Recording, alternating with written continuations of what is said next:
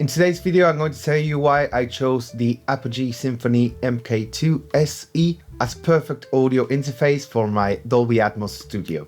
We're going to be talking about high-end converters, why they are at that price range, the different configurations it offers. This is a modular interface, so I'm going to be showing you the different modules and how you can customize it to fit your needs, as well as comparing it to its previous versions, how to use the touchscreen, and much more. Hi, my name is Piluso. This is my recording studio where I do songwriting, production, mixing, and mastering. And also we started doing Atmos mixes. And on this channel, this is not the first time we do a video of Apogee. We already reviewed the Duet 3 and the Apogee Symphony Desktop.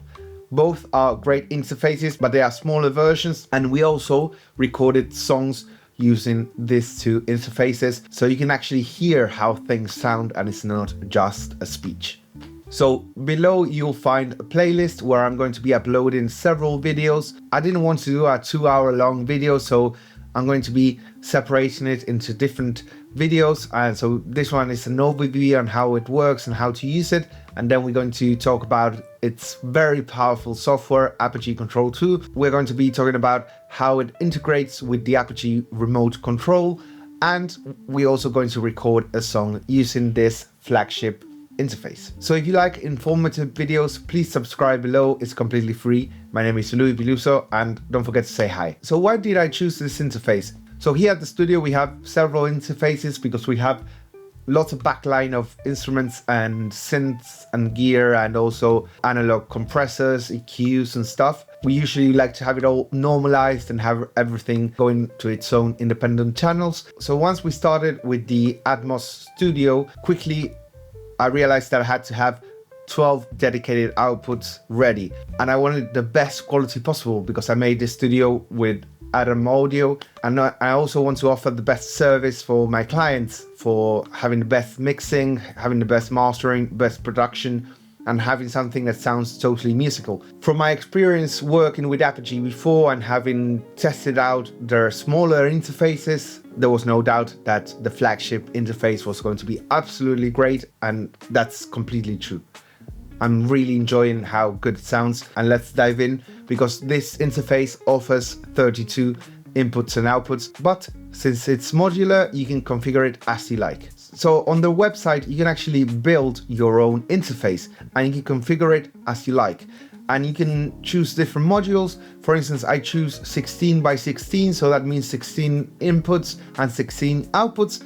And they are all line inputs and outputs. So that means that there's no preamps, and that is exactly what I needed for my outputs for the Dolby Atmos.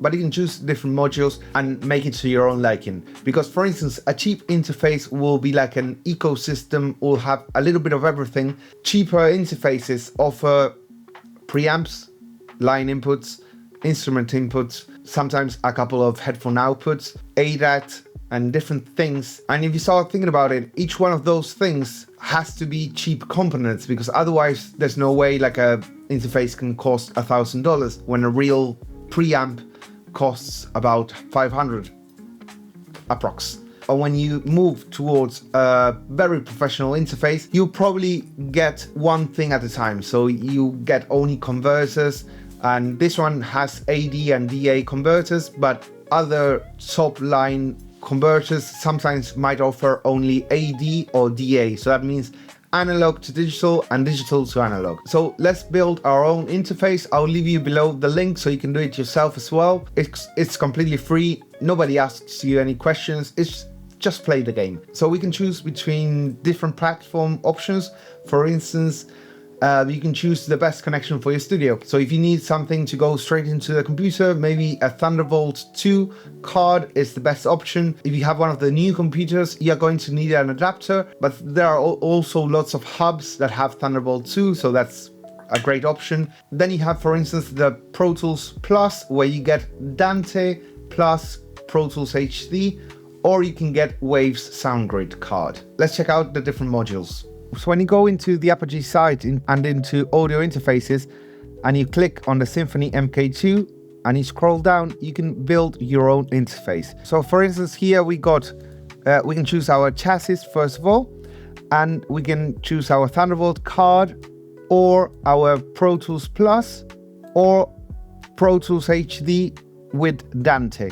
Then we can choose our first module. For instance, we can get the 16 by 16. That is what I have here. That is 16 line in and 16 line out, plus digital inputs and outputs with the SPDF. Then we have the option to connect the Connect 8 module, which we get 8 mic line inputs. So we get the excellent preamps by Symphony, 8 line outputs, and then the AES optical and digital connections. Or we can choose this module, the 2x6 SE, that we get 2 line in and 6 line out, plus AES optical and SPDF. So this interface is immersive audio ready. That means that it can handle Dolby Atmos, such as Sony 360 and other immersive formats. The great thing is that with Apogee Control 2, that we're going to be checking out later in the next video, you can have different configurations at the same time and just switch between them really easily, and it's really intuitive how to use it. You can also get the Apogee Symphony remote control that allows you to use the Control 2 software and makes it much easier. And you can also use it, for instance, with Ground Control Sphere. That is what I'm using right now, that I have it connected to the Stream Deck, and that makes it like really easy to handle. And the cool thing about this is that with Ground Control Sphere, that is a digital software monitor controller that is extremely complete and one of the best in the market, if not the best. It allows you to have different inputs, so you can have everything that's connected to your computer and have different outputs and combine them as you like. And the cool thing is that with this software you can add bass management to your Apogee Symphony MK2, so that means that you can add different plugins individually to any of your speakers, and also apply delay to your speakers, especially in an immersive audio solution that you need to be doing this kind of things. Let's talk specs. So in our analog to digital conversion, we have THD plus N of minus 115 dB at 22 dBu, a dynamic range of 122 dB weighted. You have maximum input level that you can switch between +4 or -10 dB for professional audio or for older or home gear. And that is great because you can actually match everything perfectly. So for instance, back here I have a 45-year-old console, and that console works in -10. So I can actually switch the inputs of my interface to match the outputs of my console, which is amazing. Now for the digital to analog conversion, we have a THD plus N of minus 119 dB at 21 dBu, a dynamic range of 126 dB A weighted, and an output impedance of 50 ohms.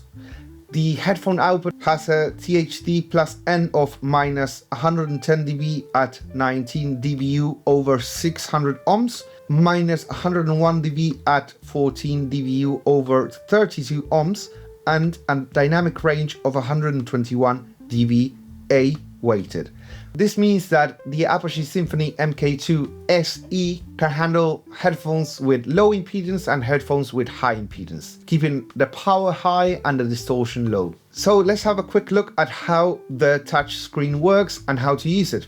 So let's check out the interface used in standalone mode. So here we have our TRS 1/4 inch connection for our headphones. We have this control knob that allows us to control anything here. And on our home screen, we get to see our inputs and we get to see our analog outputs. We can select between headphones right here, and we can change the volume. Same thing for the speaker outputs. We can switch it here. It has a lovely clicky noise. Then we have our monitor section that we can mute, dim, and switch to mono on our headphones. And for our outputs, we can choose between 3 sets of speakers, but I have only 1 configured right now. And we can also choose between monitor workflows. I have 3 available, but we can load any ones we want. And here I have selected my Atmos set. We can mute and dim as well. Then on our input, we can choose between analog plus 4 dBu or minus 10 dBV. We can have a trim for any of our line inputs. We can actually even boost our sound, which is lovely. Then we can flip the polarity, apply a soft limit, and then for our outputs, we can choose individual outputs and have +4 dBu or -10 dBV, or select different speaker setups for each of our outputs. And we can also dim them, mute or solo each one in an individual form. Then we have our digital modules, and here for instance I have the SPDF, and I can choose if it replaces any of the stereo sets from 1 to 16. And for the SPDF out, we can choose if it will mirror any of our stereo outputs. Then we have the setup screen. We can see the platform we have connected, so that's Thunderbolt. We have the fan speed and the internal temperature. For the meters, we can choose between peak hold and overhold. Then for the display, we can change the brightness and a dim timer, so that means that it will dim after a certain amount of time. I have it off at the moment. We can enable and disable the swipe gestures as well. Then we have our network, which I have nothing connected now, and we have our about page with all of the info on our specific audio interface. I hope you enjoyed this video. It's been a pleasure. If you like this kind of free gear review tutorials, please subscribe below. It's completely free. Leave me your questions and other suggestions for videos. I want to thank Apogee as well. And don't forget to check out the description for all of the links. Till next time, my name is Piluso. I'll leave you on the screen the playlist and other Apogee equipment I have reviewed on this channel. Bye bye.